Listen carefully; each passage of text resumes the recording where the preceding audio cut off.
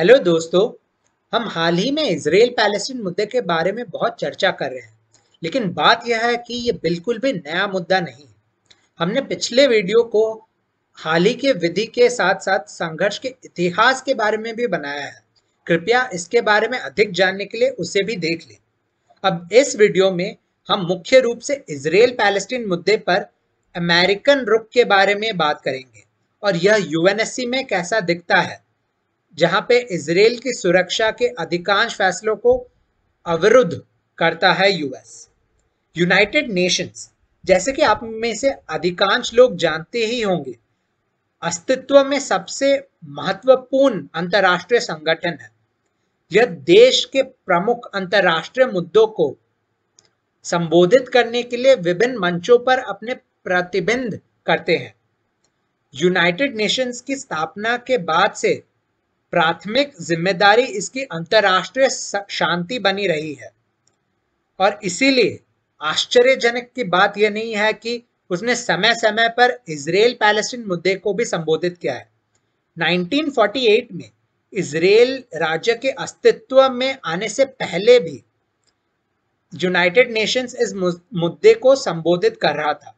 United Nations general assembly ने अपने resolution 181 में, जिसे 1947 में पारित किया था, ने पैलेस्टीनी भूमि को ज्यूज और मूल पैलेस्टीनियंस को विभाजित करने के लिए एक मूल विभाजन योजना, वो कि पार्टीशन प्लान का रेजोल्यूशन दिया था। हमने पिछले वीडियो में चर्चा की है कि यह कैसे निकला, कृपया उसे देखें। इसके बाद भी यूनाइटेड नेशंस जनरल असेंबली ने इस मामले पर अपने आकार में वृद्धि के साथ चर्चा जारी रखे हैं। यूनाइटेड नेशंस और इजराइल और पैलेस्टीन के संबंध के बारे में एक बात यह है कि 1945 में इजराइल यूनाइटेड नेशंस का सदस्य बन गया, लेकिन फिर भी पैलेस्टीन अब तक यूनाइटेड नेशन का पूर्ण सदस्य नहीं बन पाया है। हमने ज्यादा तौर पे इस बारे में बात की है यूनाइटेड नेशंस जनरल असेंबली ने पैलेस्टीनियन मुद्दे को कैसे चर्चा की, लेकिन महत्वपूर्ण पहलू यह है कि यूनाइटेड नेशन सिक्योरिटी काउंसिल ने इसे कैसे डिस्कस किया। ऐसा इसीलिए है क्योंकि जनरल असेंबली के रेजोल्यूशंस प्रकृति में बाध्यकारी नहीं होते, जबकि सिक्योरिटी काउंसिल के रेजोल्यूशंस वास्तव में अंतरराष्ट्रीय कानून के तहत बाध्यकारी होते हैं। यूएनएससी भी 1948 में अपने स्थापना के बाद से ही मुद्दे पर चर्चा कर रहा है।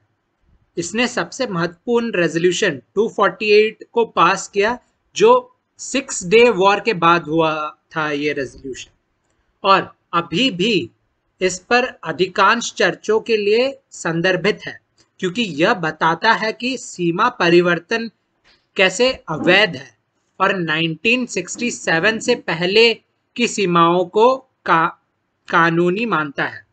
यूएनएससी तब से इजराइल को कब्जे वाले पैलेस्टीनी क्षेत्रों से वापसी की आह्वान कर रहा है, और 2016 में इसने एक ऐतिहासिक रेजोल्यूशन पारित किया, जो कि वेस्ट बैंक में इजरायली बस्तियों को अवैध बताते हुए 2334 रेजोल्यूशन है।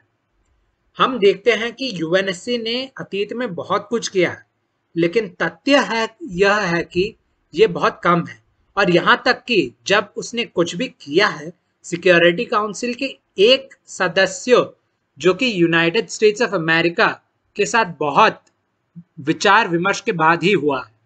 यूएस इजराइल का सबसे मजबूत समर्थक रहा है और इसे अंतर्राष्ट्रीय मंच जैसे सिक्योरिटी काउंसिल में अंतर्राष्ट्रीय निंदा से बचाता है। यूएस इजराइल को रक्षा उद्देश्यों के लिए हर साल लगभग $5 बिलियन की सहायता भी देता है, जो इजराइल के समर्थन के डिग्री को दर्शाता है। यूएनएससी में यूएस की परमानेंट सीट और बाकी 4 सदस्यों के साथ यूएस की भी वीटो पावर है, जिसका अर्थ है कि यह यूएनएससी की किसी भी फैसले को रोक सकता है, भले ही बाकी सभी उसे समर्थन में हो। यूएस दशकों से यूनाइटेड नेशंस में पूर्ण सदस्यता के लिए पैलेस्टीनी बोली को रोक रहा है और किसी भी रेजोल्यूशन को वीटो करने की धमकी देता है जो इजराइल को उसके किसी भी कार्य के लिए निंदा करने का प्रयास करता है। ट्रंप और अब बिडेन के प्रेसिडेंसी में यूएस फिर से इजराइल को कट्टर समर्थन कर रहा है।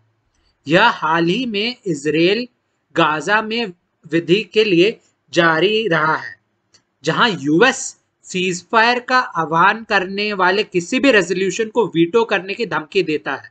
ऐसा तब भी होता है जब फ्रांस, एक अन्य परमानेंट सदस्य यूएनएससी का और यूएस का एक प्रमुख सहयोगी, यूएस को एक रेजोल्यूशन के सपोर्ट के लिए अनुमति मांगता है, फिर भी यूएस उसे नहीं देता। तो ये इस वीडियो में हम देखें कि यूएस कैसे इजराइल को सिक्योरिटी काउंसिल और अंतर्राष्ट्रीय फोरम्स में बचाता आ रहा है।